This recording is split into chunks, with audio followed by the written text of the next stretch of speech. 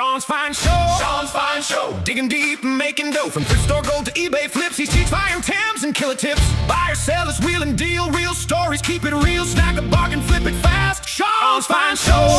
I'm here with Sarah, also known as Childhood Finds on Facebook and YouTube. What else are you on? And TikTok. I also And have an TikTok. Instagram, but I don't post much there. Okay. You do YouTube? Yeah, YouTube, Facebook, and TikTok. Okay. So, do you consider yourself full-time or part-time in the reselling world? In reselling, I consider myself full-time. Have you always been full-time or have you did it part-time? Did you used to do it part-time for a while and have moved into full-time, or have you been full-time right from the beginning? No, I started as part-time. I had a full-time job, a part-time job, and then I did reselling on the side. And I did that for a Okay. couple of years before I went full-time. So what'd you do before you decided to leave all that behind and go full-time into reselling? So I was in the animal care world, and so I did dog daycare, dog training, and that's pretty much what I did for a decade. And I have a college degree in veterinary services or veterinary studies, and then I just went, you know what? I'm going to sell used crap on the internet. So most of the people who did this part-time and then had a full-time job and they went into it full-time hated their old job. But from what I understand, most people who are into animals and in the animal world, you probably liked your old job, I would You, imagine. yes, you like it. The biggest thing with the animal care industry is there's a lot of burnout, and there's not a lot of opportunity for a lot of monetary growth. You can make money, but you might not be real comfortable. And that's not the whole animal care industry, but there's definitely a cap. And at my previous job, I was, a manager. I had a decade of experience, and I definitely didn't make enough to fully survive.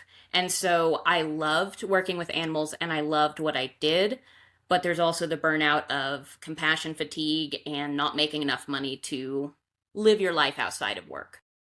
Makes sense. So what very, very first got you into reselling? I think it's probably a story of a lot of people. I lost my job during COVID.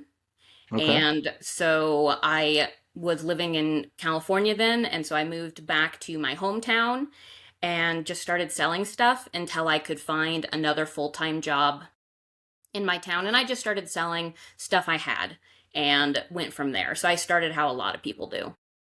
What prompted you? Was there somebody on the internet, or you just thought of it like, I need to make money, I'm going to start selling stuff and stuff around my house? Or was there someone out there like social media that you saw, like, one of the legacy YouTube people who's been doing it for years, or what No, prompted it?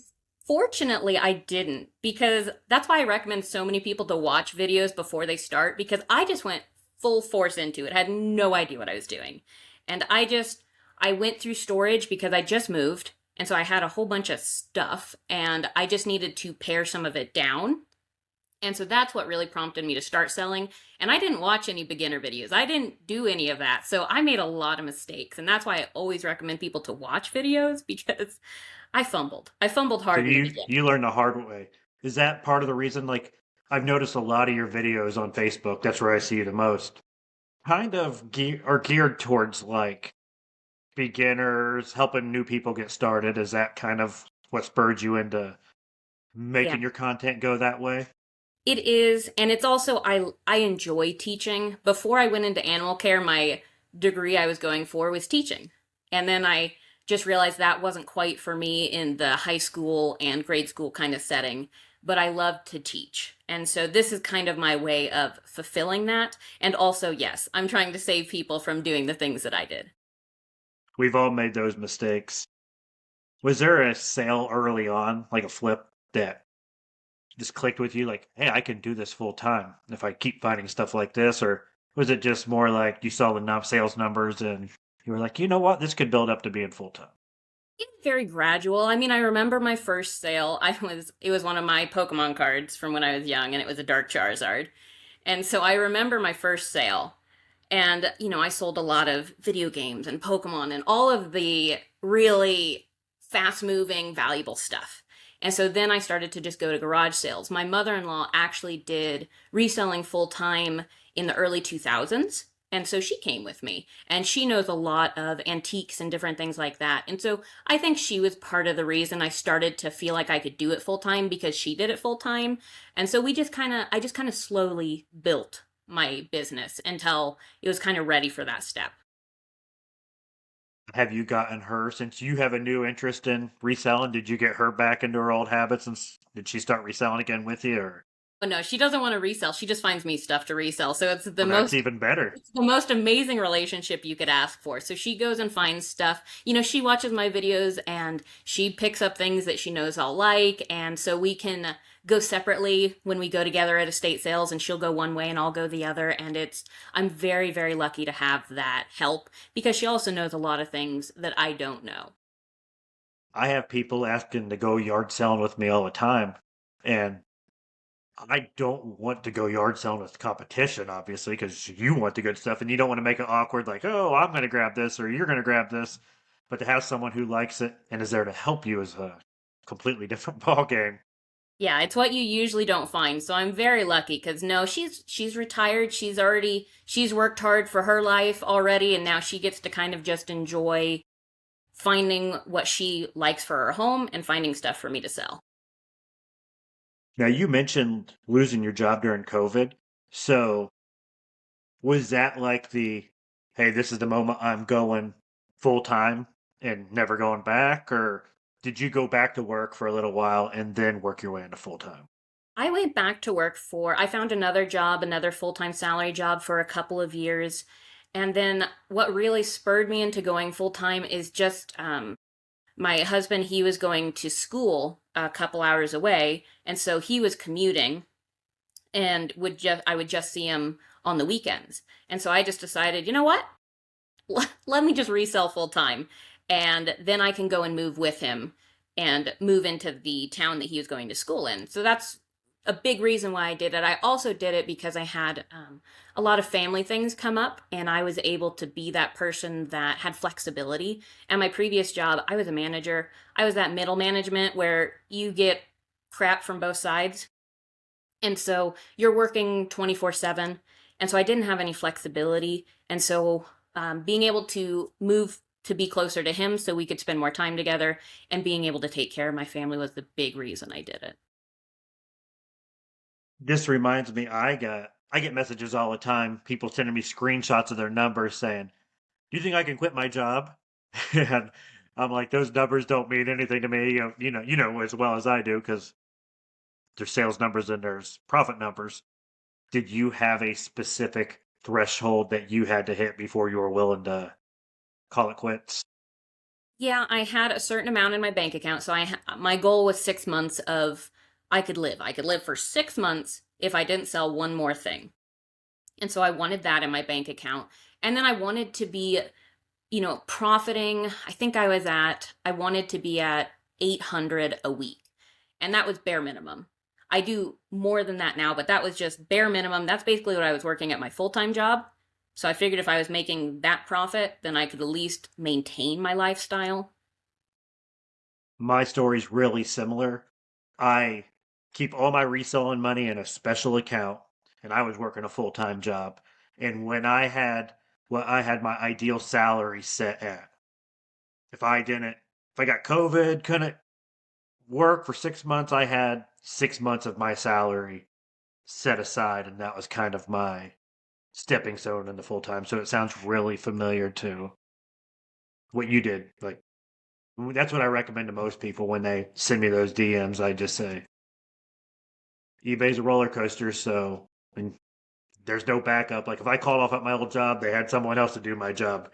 If you get sick now and you call off, no one's going to sell for you. So make sure you have that cushion going into the full time reselling. So And it's a sounds big like we did deal. the exact same thing.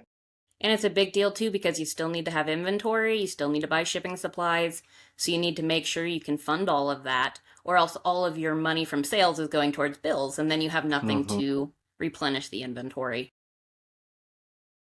I saw a video of yours on Facebook that your goal was $200,000 in sales in 2026. So you want to tell everyone how you're doing so far and that I'm goal so not, far? yeah, I'm not quite where I want to be. If I doubled where I was at right now, I'd be at about 130, 135,000. But I'm not too upset about that because fourth quarter for me is a very big time. I'm an everything seller. I sell every bit you can imagine. And so during fourth quarter is when my sales really boom, almost double sometimes. And so what I'm doing right now is I'm just focusing on getting more and more inventory and I'm going to ramp up my listing. So that's why when I set the goals, I do updates every month or two because that's the only way you're going to be able to keep track of yourself. Because in November, there's no fixing it. There's no coming up with another 130 grand to meet my goal. But right now, I know I'm behind, and so I can make a plan to adjust for it by listing more and finding more quality stuff. Everyone's going to do more than double as long as in the second half of the year, as long as they continue to be disciplined and keep doing their thing. What is your normal reselling day look like? Because that's another question I get asked all the time. What do I like? How do I structure my day? And everyone does it different, and there's no right way or wrong way. So I think a lot of people like to hear how full-time resellers structure their day. So how do you structure your day every day? Yeah, it can be kind of different, but I will say that, Monday through Thursday is pretty typical.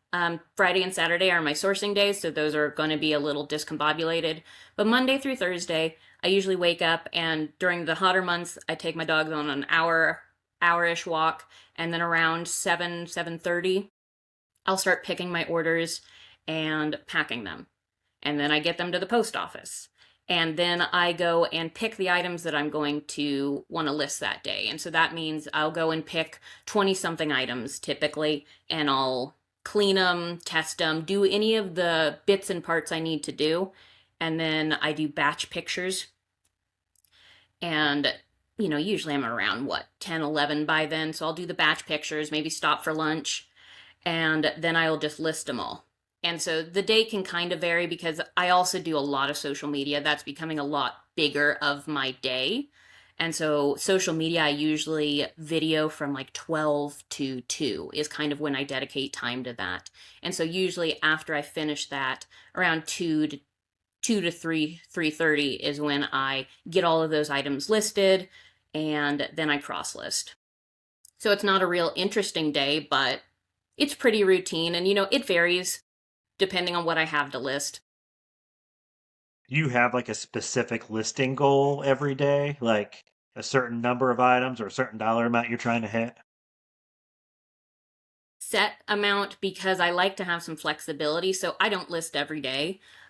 Usually Fridays and Saturdays, if I'm spent from sourcing or shipping and all of the other stuff I have to do, I won't list those days. But my goal every week is to list bare minimum $3,000 worth of product.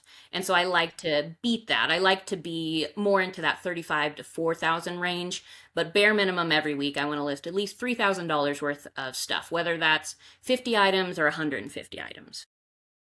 Now, where does that 3,000 a week relate to your weekly gross sales? Is the $3,000 higher than what you're sending out, or is it a break even, or?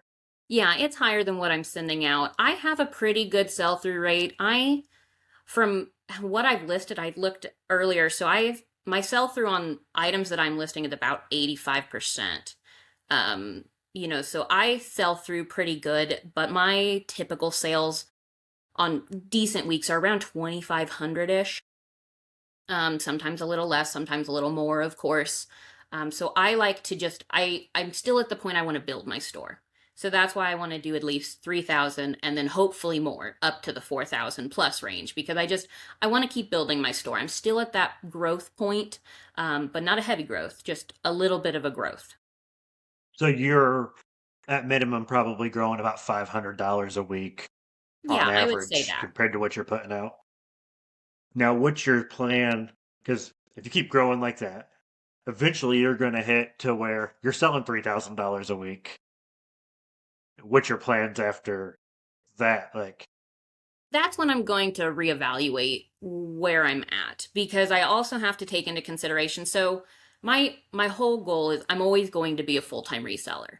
but I've also had social media has gotten a lot bigger. And so I might get to the point where I just sit at a break even point where I don't want to keep growing. And so I'm just going to have to reevaluate it each time I get to that point to see if I can handle it. Because I personally, I don't really want to go the employee route at this time. I want to be able to do it myself. And so I have to see what I can handle in my day to day and what I can put out there. So it's a reevaluating because sometimes you don't always need your business to grow. Sometimes it's just at a good place. And if you can maintain that, that's a good thing too. Yeah, of course. I've gone the employee route once, and it was nice while they were there, but I felt like I lost that freedom that you know what I'm talking about. Like, we still have to work and be accountable, but if something came up and you had a doctor's appointment in the morning, you could go to your doctor's appointment and do your routine a little later or crush it all real quick. And if you had something to do in this afternoon, or if you had friends that want to go for early lunch or meet at lunch, you can work your day around that kind of stuff. And when you had employees there, you felt like you had to be there. I felt like I had to be there. And so then I felt like I was back at my old job where I had to be there because I had to set schedule, and it was kind of a bummer feeling. So That's both. There's a couple of reasons, including that, why I just am not into that. I also am a person that functions on high anxiety levels. And so yeah, I oh think yeah, the anxiety of having another person to feed, essentially, in the rough terms, is too much for me because I would be so worried that I wouldn't be able to provide enough for them too. Because I'm already worried that I won't be able to do enough for myself for my business. yes, So I don't want the pressure of taking care of somebody else. And of course, the freedom is a big thing. I still have a lot of, family responsibilities and things that I'm doing that I need to be able to just drop and go. And so having an employee is a lot. And I was in management for a lot of years and I don't really want to be in management again. no. Uh, Between losing the freedom and then dealing with their issues, because you have one or more than one, there's going to be some weird issues that then you're involved in their personal family issues, and it was just a mess. And I also had the same fear you did. So I was going to auctions and just buying tonnage and having them list stuff that I normally personally wouldn't list because it's just a little below my threshold of, like, dollar amount. We all have that number in our head that I don't want to really list anything below this. But I was allowing them to list that stuff because I was just trying to build, build, build, build so I could have sales, sales, sales, sales. So I never had to worry about their payroll. So I had the same stress. And Yep. speaking of that imaginary number we all have in our head, like, I don't want to list anything below this dollar amount. What's your magic number?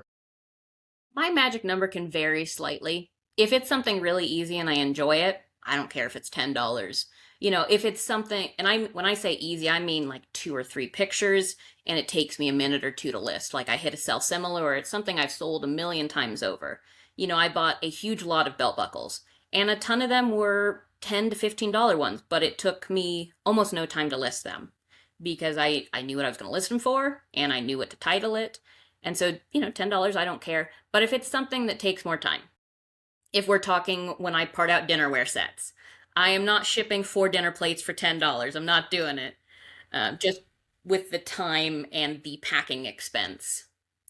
It's another thing. Like, I'm kind of the same way you are. Most of the time, I'm 20 to 25 above, but I'll list an occasional 14.99 item that I can list quick, and it has to be able to go in a bubble mailer. I don't want to have to get bubble wrap and a box out for a $14 item. So I think we're kind of on the same page on that. And That's a I big was, thing is shipping supplies and if you can do the free ground advantage mailers and throw it in that so you don't have to worry about that cost. And so I would like to be 15 and above, kind of like you mentioned. But yeah, when it comes to breakables or electronics I have to test, things like that, my threshold does go up to the 25, 30. Like dinner plates. If I'm selling 4 dinner plates, it's got to be $40. oh yeah, because that's a pain to ship. If you're back when I would do dishes, I would do replacements only because I didn't want to ship 4 dinner plates together. But then you're boxing up something and bubble wrapping in it for a $9.99 plate. So then it was just a no-win situation. So luckily, I'm in a situation that I can avoid dinner plates for now. So now, if I ever get low on inventory, I'll go back to dinner plates, but I'm avoiding them for now. So you mentioned about making your own title and everything on the listing. Mhm. What's your listing process? How do you list on eBay? Mostly do sell similar. I mean, it's the Okay. quickest, easiest way I go to find a sell similar, and then I structure the title how I'd like it structured, brand, the extra coloring, things like that, and then the keywords at the end, the vintage, home decor, Yes. Yeah. etc. keywords at the end. So the most important stuff at the front. So I always do sell similar, and then I just fix it. Like I hate when a whole title is caps locked, so I fix that. But sell similar is just it's going to be the quickest way, at least for me, to do it. Are you a eBay app or are you PC? On my phone. Yeah, I'm the same way. And I actually posted a video on Facebook of me listing and how I did it. And you wouldn't believe the people who were in my comments saying, oh, no real reseller list from their phone. And you have to list with a uh, camera and put it on your computer. And I'm like, time you do one listing, I could do 15 at that pace. So I never understood it. But so you mentioned you cross listed. Do you list on eBay first and then sync them into your cross listing? I do. I know that with my crosslister, I could do it from there, but I just like the ease of the sell similar, and I just have such a system that it's just quick for me to do it that way, and I'm a creature of habit. Eventually, I learn new things, but sometimes I'm a little slow, but I like just doing it in eBay and then uploading it and then putting it onto the other platforms. I use Nifty just like yourself.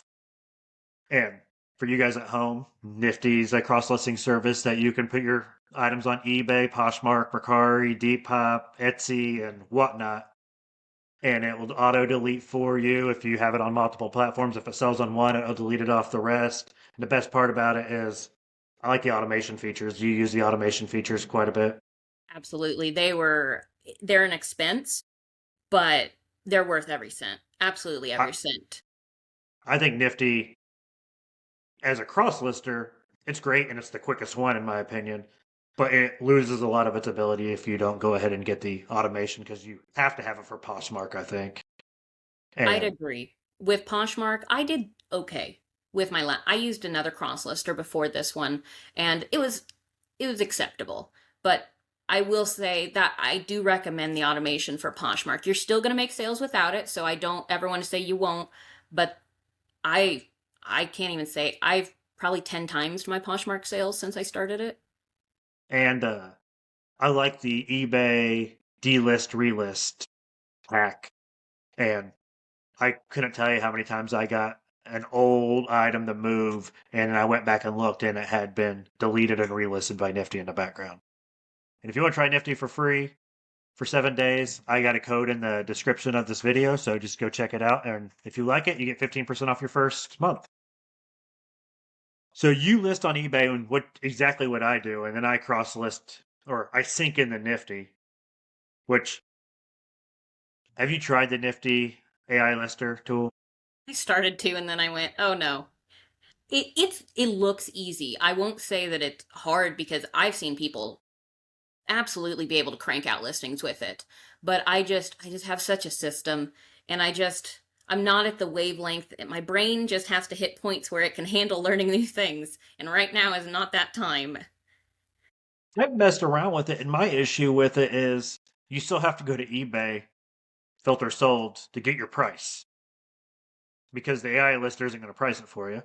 So if I've already filtered and sold on eBay and got my price, I might as well click sell similar because I've already done the slowest part of the listing process, in my opinion, anyways. So I might as well just start there. I think eBay, you need the most stuff in your listing compared to the other platforms. So if you list it on eBay first and then sync it in the Nifty, there's nothing that the other platforms need that you already didn't put in your eBay listing. I feel like that's a very fair point, and I think that's why I continue to do it because I know that if you do it through Nifty, you can have it go out to all the platforms quickly, but it's so quick to just cross list as well. And you're right, everything on eBay, it's already ready for all the other platforms. I can list, I've tried Whatnot, I haven't sold anything on there yet, but the other four, it uploads and it takes me, I don't know, 10 seconds.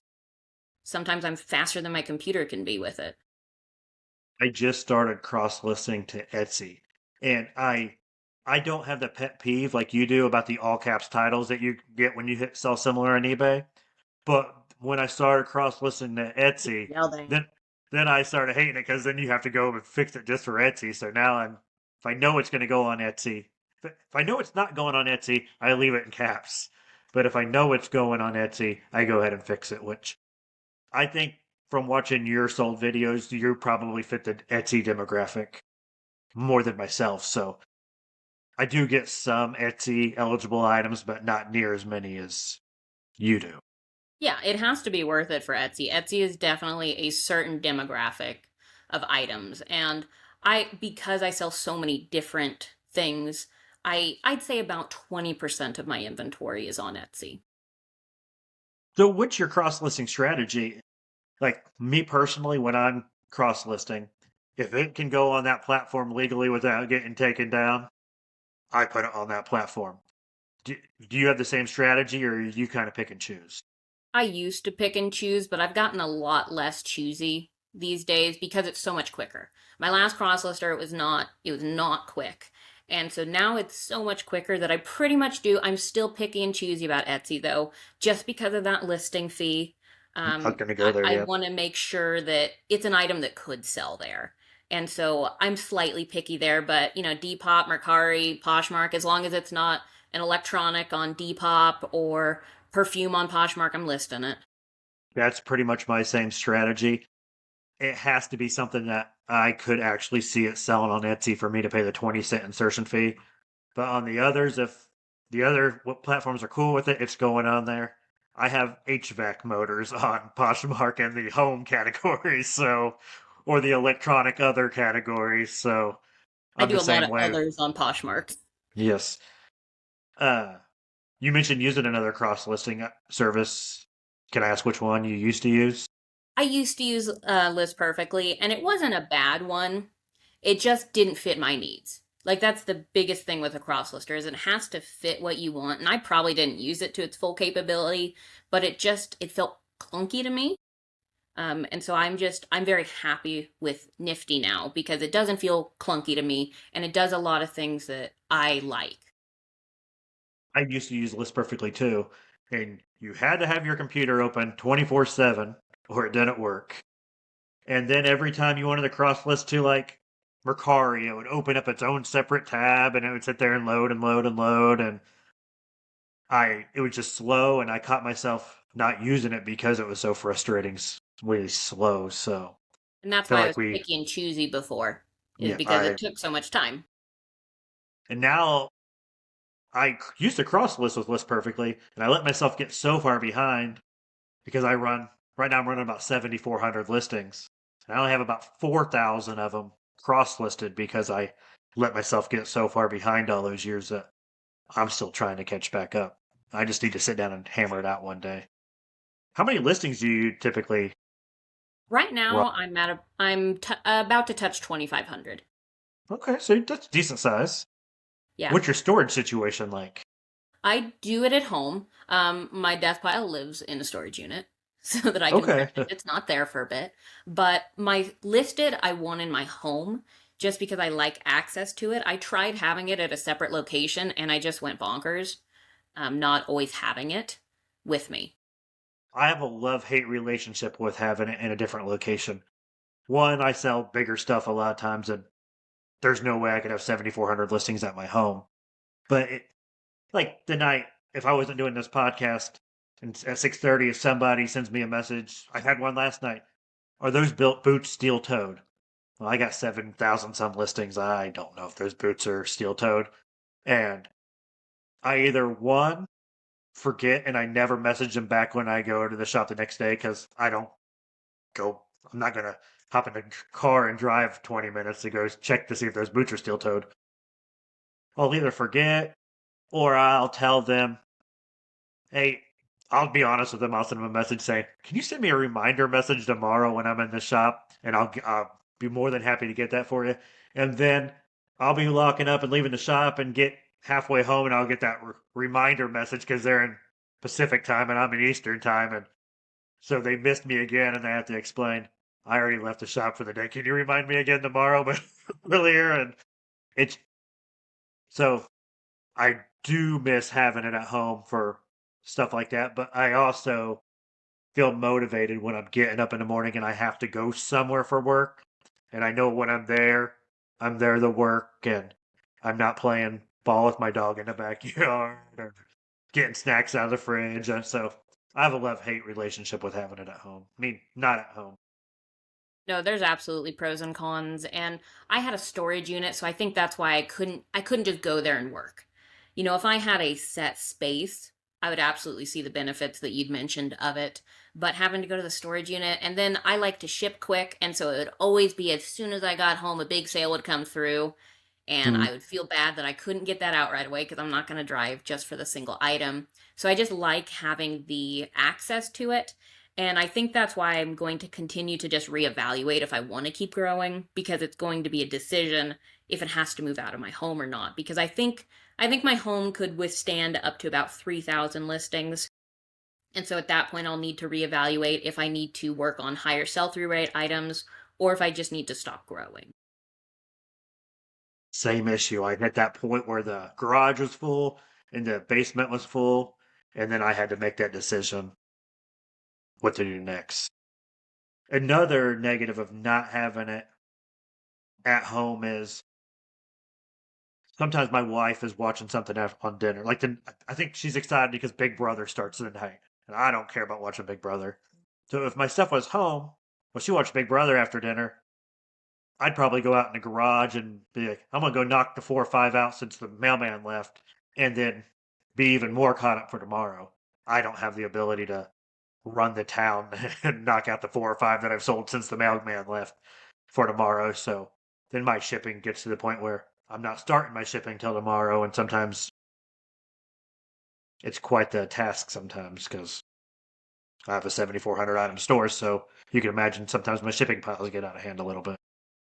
But you also have to talk about you have probably a much better work-life balance than a lot of resellers because it is out of your home, and that's Hmm. something to be said is an important thing.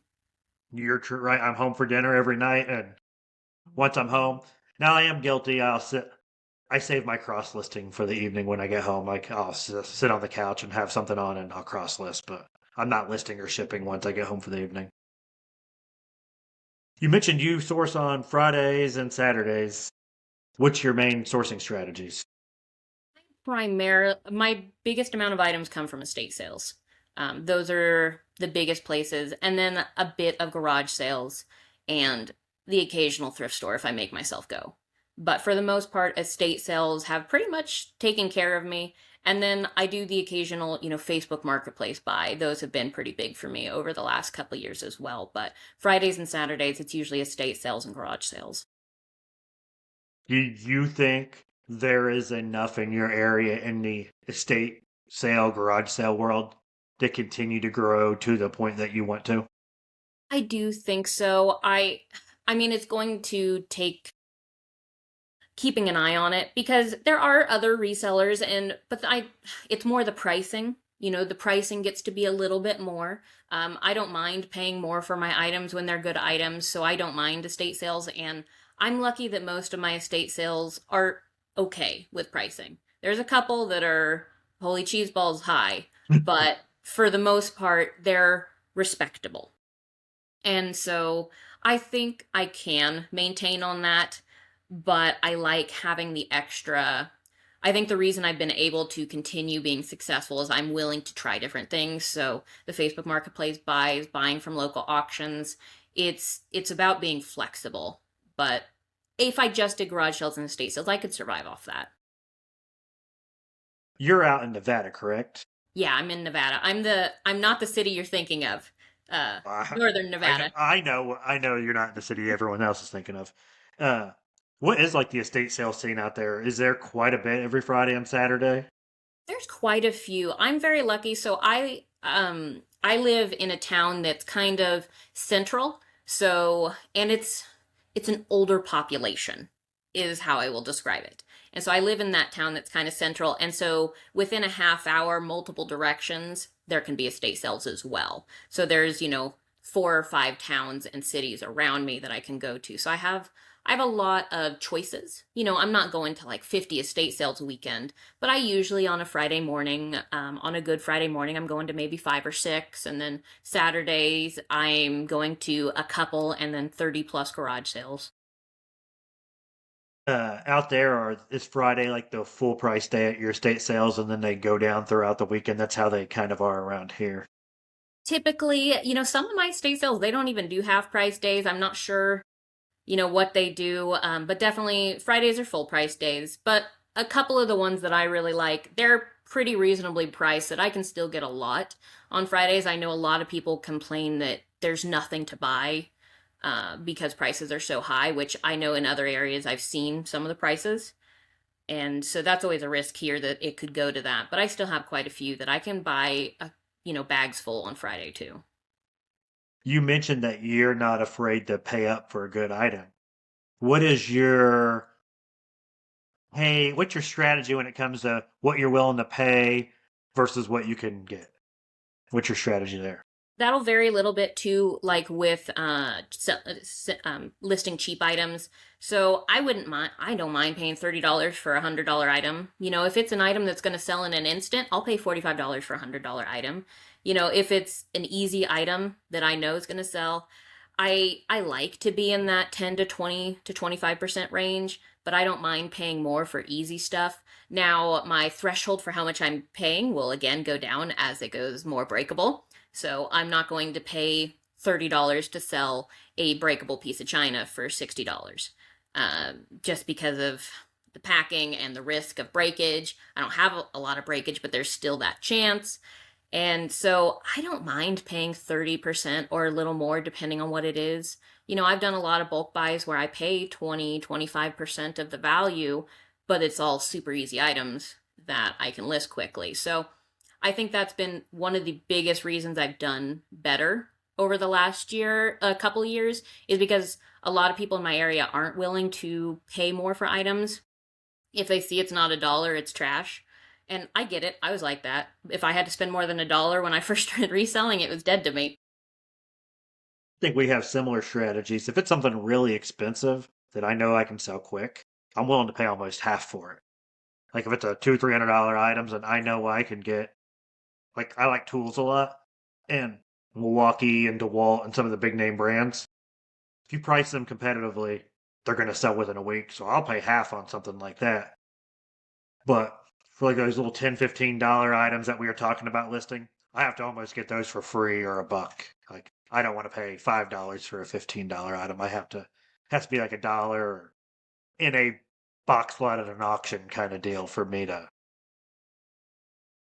sell something that low. And then I'm kind of 25% ish, unless it's something I know is going to sell really quick. And obviously I'll pay more for that. So I think we have similar strategies. Let's get into your content creation goals because you've amassed quite the following on Facebook. I'll admit I haven't checked that. I haven't checked your stuff out on the other platforms. So is Facebook your biggest spot? It is my biggest. I started on YouTube. YouTube is the grind, man. You want to start YouTube, that's the grind. And I started there 3 years ago. And I was consistent, but I didn't post a ton. And so I probably dedicated, 5 to 10 hours a week at that point, just with editing and everything. And so I did that for a couple of years. And then I went to Facebook and TikTok in October of 2025. And that's really where the growth has happened. There's just different audiences, and something that does really well on one platform will do terrible on another. It's much like reselling, is you just have to find what works on each platform. So you make tailor-made stuff for each platform? It's to an extent. So I make content for TikTok and Facebook because they like the vertical. They like the vertical. Hmm. I make the, 3 to 7 to 8 minute videos because I love making those short knowledge videos, those short informational videos where you can get a lot in them and then they're done. It's not a lot of talking, it is a lot of talking, but it's not a lot of filler. And then I do make some separate content for YouTube. Because YouTube is it's a whole nother beast. I feel like in the reselling world, it's hard to grow on YouTube with reselling, but I've slowly grown over the years on there. But I do make separate what solds for it because they like the horizontal format, Yes. and so I kind of make separate for each. So TikTok and Facebook go together, and then YouTube, and then I put some of the Facebook and TikTok onto YouTube. So some of your Facebook and TikToks, do you upload on the same channel as Shorts with the up The and down? Yeah, so when I make the problem with uploading any of the Facebook and TikTok to YouTube is the shorts only go up to 3 minutes. So a Yes. lot of Yep. times then you're putting them as the long form, and those always do really poorly for me in long form with Hmm. the vertical format. Oh yeah. I still have a really amazing following on YouTube, so I still have a lot of people that will watch them, but they always perform the absolute worst when I upload them. So it's kind of I've dedicated more of my attention and time to Facebook and TikTok just because I've just found you can just grow a lot easier there I think so. than on YouTube. And I love my following on YouTube and I'm going to continue to make content there, but I have put a lot more time and effort into Facebook and TikTok. I think it's easier to get like a community on Facebook where you have a lot of familiar faces in your comments that you can talk to almost daily. And I just feel like that doesn't happen on YouTube like it does on Facebook. Have kind of that community on YouTube, but it's not as personal because you're not seeing people's profiles, you're not seeing Hmm. pictures, they can't post pictures, it's a little more impersonal. But I absolutely have some amazing dedicated people that watch my videos every week and they comment every week for me. But it's just because it doesn't get pushed as hard as Facebook and TikTok. YouTube pays the most for views on your long form, but it doesn't get pushed like Facebook and TikTok. So Ran into the same problem. I started YouTube, Instagram, Facebook, and TikTok all in the same day. And I was like, I'm just going to make one and put it on every single one. And I do that for Facebook, TikTok, and Instagram. And I was doing that for YouTube, and it just wasn't getting any traction at all. I'd have videos that would have 15,000 views or 20,000 views on Facebook that would get 47 views on YouTube. So I've always liked podcasting, but then I decided that I was going to finally do it, and this is going to be my way of getting long form videos for YouTube because I don't know, I just feel weird being in front of the camera for more than 3 minutes hacking something up. You know what I mean? Like, and this is kind of a more natural situation to get long form content for YouTube. So that's kind of my strategy. I think that's a great one. It's just a whole nother beast. I mean, I started there, so, I kind of already have a bit of the following, but it's hard to start there. Especially reselling content, it's hard to gain that following. But I think doing this podcast will help a lot because it's kind of tailored for YouTube this style. I think there's probably like 10 or 15 people who have been doing the content on YouTube for so long that have hundreds of thousands of followers who I think they get pushed out and it's just kind of hard to break into and get an audience over there. And you also have to find a voice. I think that's kind of what has helped me in Facebook and TikTok is I've kind of found the videos I really like to make. So I like my YouTube videos, but I really, really like the videos that I make for Facebook and TikTok. And I think that's when I just started to do well, is because it showed. It showed that I enjoyed what I was making, and you just kind of have to find what works. Content's just like reselling. You just have to find what's best for your business because every single person's going to be different. A lot of your Facebook that I've seen is geared to like teaching, and especially the new people. You can kind of get that back and forth with them on Facebook a little bit more, and it's more personal because they have follow up questions. You can You can answer those. Like, I try to answer almost every question I get. I'm sure I miss some every once in a while, but so it's just you build those relationships, and now those people indebted is a wrong word because that's not true, but they recognize that you help them make money. So there's kind of a loyalty and almost a friendship there. And the thing I've watched with Facebook and a little bit on TikTok as well is a lot of those people, they go and help me answer comments, and they help each other. And I think that's, I haven't really had that experience on YouTube as much, but on Facebook and TikTok, they help each other because I admit I can't get to every comment. I think last month I looked up and I had like 10,000 comments and messages. So I prioritize questions and people needing help, but I can only get to so many. And so I've had this really cool thing to watch is I have a lot of people that watch all of my videos and they go and help each other. And it's awesome. It's awesome to see. Yeah, I get the DMs all the time asking questions, and I try to, but I'm pretty busy with reselling too, because part of my reason I got into content creation a little bit was there were some people who you could tell started off as resellers and they were making content on it. And then you saw their reselling numbers go down pretty drastically. And it was almost like they were just reselling to make content. And so I always want to make sure I'm a reseller first. And so I stay very busy doing it. So I don't always get to every single message. And then you help someone out, and then they start DMing you like their finds that weekend, and I'm like, oh, that's cool, like thanks for showing me. But so you mentioned you had some content creation goals. Uh, what are those for 2026 and beyond look like? So I've met some of them, and really I'm using because so I'm like you, and my biggest thing is I feel like I need to stay a full-time reseller to feel like I'm giving out the content I want to. And because quite frankly, reselling is more steady for me. You can't predict social media. I mean, you can't predict reselling to an extent, but you really can't predict social media either. And so I really want to stay with my full-time reselling being the biggest thing. But I want to use the money from content to save up for a couple different things. And so that's what I'm doing is I'm putting all the money besides the tax money towards a couple of goals I have. And then, I put up a number that I want to hit 1,000 followers across all of my accounts. And the number of followers isn't super important. It matters the engagement and things like that. But the biggest one is I just want to save all the social media money because it's not, I can make 200 next month and I can make 4,000 one month.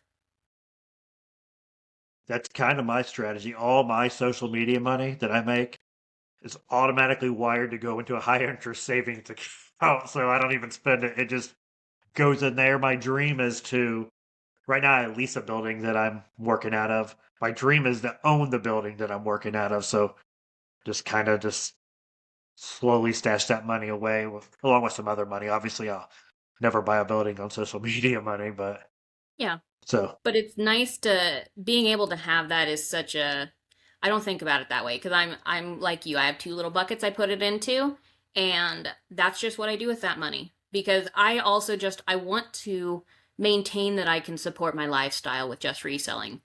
And it's just important to me because I make content based about being a full-time reseller that I also support myself because I want to show people if that's their goal that they can do it and I'm not just living off my social media money. My social media money can help me in the couple ways that I have, but reselling takes care of, the health insurance, the bills, the all of that stuff. what do you mentioned that you wanted to be a full-time reseller forever, and that's your plan.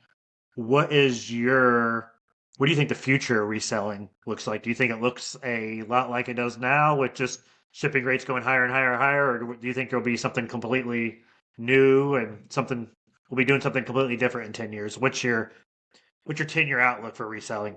I mean, I will say that reselling is something that I don't know for sure that I will do forever. I have contingency plans in place if reselling just kind of dies out. I think reselling is going to continue to evolve. And it's going to change, as we've seen that thrift stores are getting higher priced. And so people need to find other ways to get inventory. And that's what I think is going to happen is people are going to need to be able to be flexible and evolve with reselling and be accepting of that, because that's what I try to focus on is I try not to let myself say, thrift stores are ruining this, garage sales are making it so I can't do this. Instead of complaining about it, I do what I can control and I just change. So we might continue to see thrift stores completely continue to increase prices. We might start to see, estate sales continue to go higher. So it's hard to say what's going to be for the future and how it's going to change, because as I've done it, mostly the changes I've seen in the last 5+ years is just prices have gone up some, but there's still deals to be had. I think the biggest thing is you need to be flexible and you need to grow with it. That's what I tell people who complain about the thrift store prices all the time. I'm like, the people working at the thrift stores aren't professional resellers. You should be better at this than the people who work at the thrift store, because there's a reason. Like you're probably gonna do close to $200,000 in sales this year. And and the biggest thing that people just need to realize is a lot of people complain about thrift stores and estate sales, but they aren't put there to put inventory out for resellers. They're not. That's not their main objective. For estate sales, it's to clear an estate, whether it be someone moving or someone has passed away. Their objective is just to clear that house. And we are lucky enough that sometimes we can benefit off those items. So that's why it's so important to just continue to gain knowledge as a reseller, because like you said, you just need to know more than the people pricing it, because they can't know everything. And that's what I know, a little about everything. And that's the biggest thing that's helped me. With some technical difficulties, I actually lost the last 3 minutes of this podcast. I want to take a moment to thank Childhood Finds. She's a great follow on Facebook, YouTube, TikTok. She posts a lot of great information, some bolos, some procedural things on eBay. Go and give her a follow. Thank you for listening to this episode of the Sean's Fine Show. I'll see you again next week. Sean's Fine Show. Sean's Fine Show. Digging deep and making dough. From thrift store gold to eBay flips. He teach fire Tams and killer tips. Buyer, sellers, wheel and deal. Real stories. Keep it real. Snag a bargain. Flip it fast. Sean's Fine Show.